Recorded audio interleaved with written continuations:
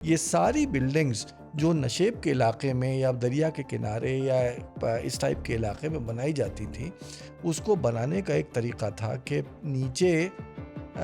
उसके तकरीबन वैसे ही कंस्ट्रक्शन किया जाता था जैसे कोई ब्रिज बनाने में किया जाता है। यानी ब्रिज आप देखते हैं कि दरिया से क्रॉस कर रहा है वो, तो कैसे वो ब्रिज खड़ा रहता है और दरिया बहती रहती, नीचे उसके वेल्स डिग किए जाते थे, कुएं। अब तालिब कलीम बहुत वजाहत के साथ लिखता है कि वो हर कुछ डिस्टेंस पे कुएं काफ़ी गहरे खोदे जाते थे और उसके अंदर सागौन की लकड़ी, यानी सागौन की वो लकड़ी होती है जिसकी खासियत ये है कि जब तक वो गीली रहेगी तो वो जिंदा रहती है, सूखने के बाद वो चरमरा जाती है और टेढ़ी हो जाती है। आपने अक्सर शायद अखबार में भी पढ़ा होगा कि जब सूखा पड़ता है, यानी आमतौर से हम लोग सोचेंगे कि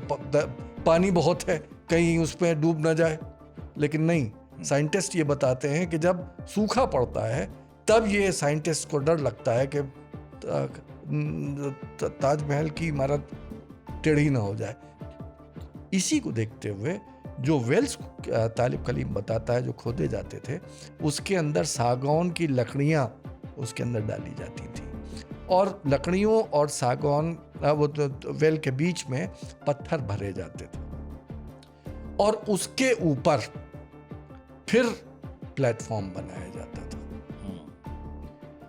और जाहिर है कि प्लेटफॉर्म जब बनाया जाता था उस पर, क्योंकि आपको बहुत भारी बिल्डिंग को रेस करना है, तो उसके लिए उस प्लेटफॉर्म को जो उठाया जाता था वो आर्चेस के थ्रू उठाया जाता था। कभी आपने सोचा होगा कि इतना बड़ा गुंबद ताजमहल का वो सदियों से कैसे खड़ा हुआ है, वो क्यों नहीं गिर जाता? कभी आप अगर कहीं आप घूमने गए हो, आप देखेंगे जो खंडर पड़े होते हैं तो उसमें छतें गिर गई होती हैं, लेकिन जहाँ जहाँ दर बने होते हैं वो दर अभी भी खड़े होते हैं, क्योंकि जो आर्च और उसे राउंड कर दीजिए तो डोम, उसमें जो वेट होता है वो दीवार पे नहीं पड़ रहा होता है, वो चारों तरफ रेडिएट कर रहा होता है। तो भारी से भारी चीज़ को, यानी जो ताज का जो डोम है वो ऑलमोस्ट वेटलेस है ऑन दी स्ट्रक्चर।